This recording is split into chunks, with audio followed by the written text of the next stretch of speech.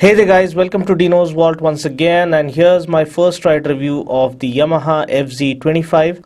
Now many of you have been requesting me to get this review done ASAP, and being a Yamaha fanboy myself and having owned two Yamaha bikes so far, I too was just as much as eager to get my hands on this bike. Now, have Yamaha come up with another blockbuster? Have they managed to resurrect themselves with this bike once again in this market that has suddenly taken off with people wanting to own premium and powerful machines that have all-round capabilities? And have they managed to deliver just what the now more demanding and more mature average Indian biker is looking for? These are all the questions we'll be trying to answer as we go ahead with this video. First, when you look at the setting in which the bike has been launched, I have to admit that Yamaha have done their homework and have positioned this bike very well by pricing it perfectly. Now, I'll be giving my verdict towards the end of this video, but first, let's start out by looking at how this new concept was actually born. When launched back in 2008, the FZ became a benchmark by introducing a proper macho and muscular street fighter culture to the Indian audience. Then came the FZ version 2.0, which was and is the most affordable 150cc street fighter to feature fuel injection in our market currently. Now, Yamaha have realized the fact that the biking culture is growing at a rapid pace here in our nation, so much so that even brands like BMW are getting into the entry-level premium sport bike category. So for 2017, they decided to take the FZ franchise to the next level by offering an affordable yet amazing machine that is all set to yet again shake the entry-level premium sport bike market here in our nation. Now, taking a look at the design, the bike gets a new age and modern looking design that does make it look special in and around its segment. The night black color variant, as you can see here, is the best looking variant among the color options offered. The bike is said to be inspired by the powerful muscles of an athlete. The FZ's true essence of a muscular street fighter has been carried forward, but with a more modern layout to attract the bikers of this generation. Up front, we have the LED headlamp with three lighting elements that is all set to captivate the digital age biker. The lights are energy efficient and offer better light spread at night. When set on high beam, all the three lights illuminate together to offer adequate visibility at night. We also now get the new 10-spoke lightweight alloy wheels that look super cool. Now, coming to the profile, the FZ's trademark muscular fuel tank hogs all the limelight here. The tank is well sculpted and lends the bike a macho street fighter look just like any other FZ.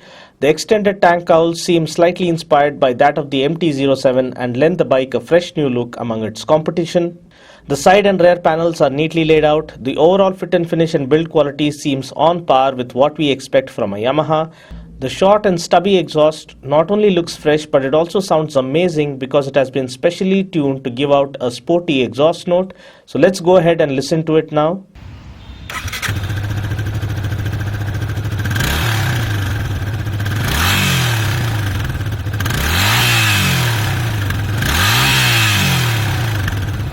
The tail section is nice and sleek and sharp with cuts and creases all over.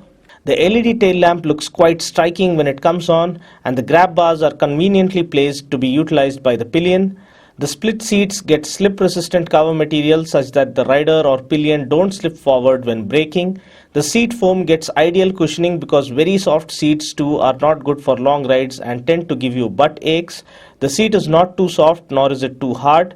The seats offer adequate comfort for short rides as well as long rides. The handlebar is perfectly positioned, and this along with the ideally set rider foot pegs give the rider a stance that is typically that of a street naked bike. The same stance allows you to enjoy a fatigue-free ride within the city limits or even on the highways. The switches are well laid out and are of good quality. We do get a high beam flasher and an engine kill switch. The bike gets always headlamp on function just like the other new bikes launched recently, and we don't get a light switch. We do get a control switch to choose between high beam and low beam. The speedo console is an all digital unit. It looks simple and functional with readable fonts. The readouts include a speedometer, tachometer, odometer, trip meters, fuel gauge, clock and average.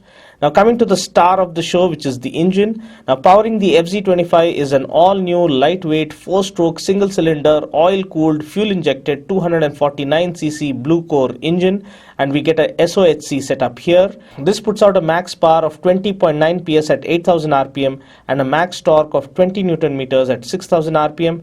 This comes mated to a 5-speed gearbox. Now, taking the bike out for a spin, I immediately fell in love with this bike because it felt perfectly balanced, was nice and easy to flick around with its lightweight chassis, and the power delivery was sweet and pleasant, which is perfect for city conditions. Now, Yamaha claimed that this engine has been particularly fine-tuned to thrive in Indian traffic conditions. The shapes of the combustion chamber and the intake port have been optimized to boost combustion speed.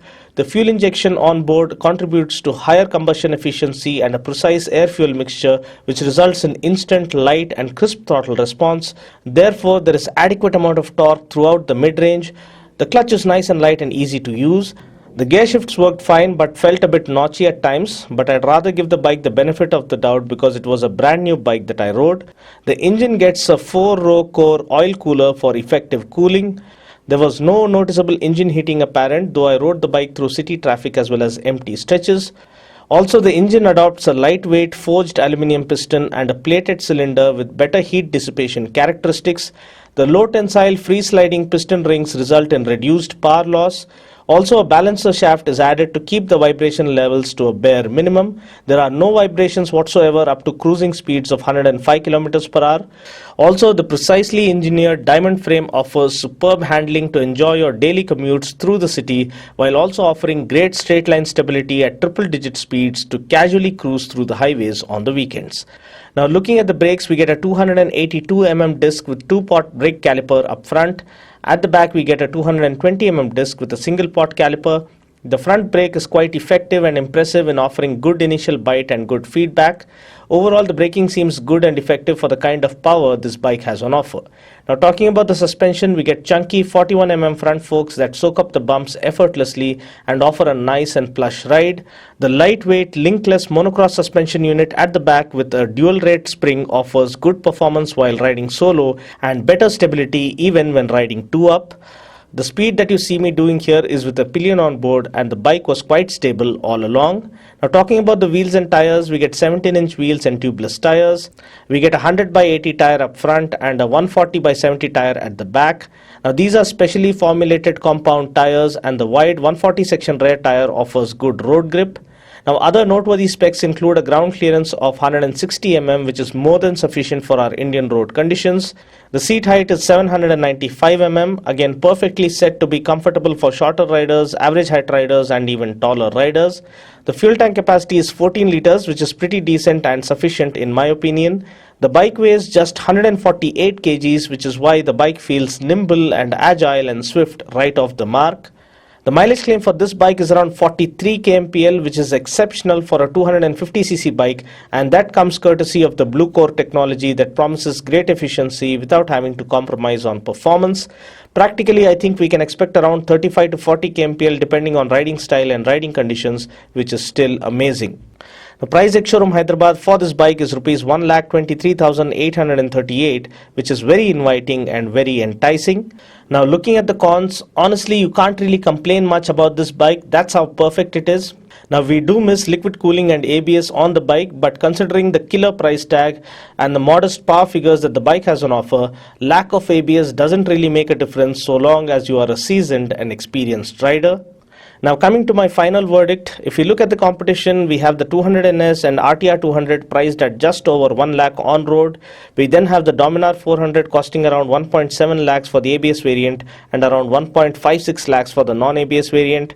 We then have the newly launched Duke 250 costing nearly 2 lakhs on road.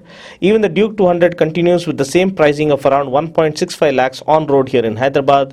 Therefore, the FZ25 being priced at around Rs 1.4 lakhs here in Hyderabad sits right in between the competition to unsettle the competition and attract the buyers with its reliability, quality and credibility factors that come as standard with every Yamaha motorcycle. In my opinion, people would not at all mind paying 1.4 lakhs for a 250cc bike coming from the Yamaha stable, that too a street fighter with all-round capabilities of being usable for daily commutes while also being able to satisfy the tourer within you.